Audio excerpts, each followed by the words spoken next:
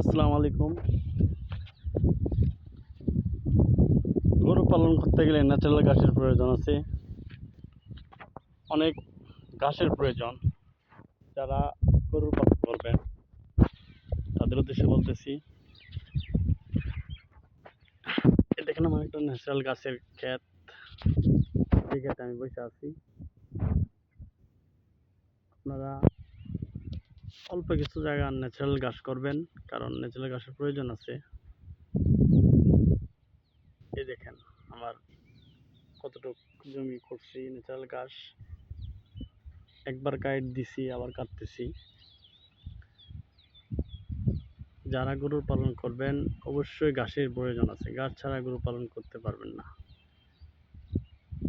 আমার কলিজার বন্ধুরা, অনেকেই অনেক বলে যে ভাই আপনার কতটুকু জমি আছে। আমি মোটামুটি অল্প জায়গা লাগাইছি ঘাস, তো আরও লাগানোর চেষ্টা আছে।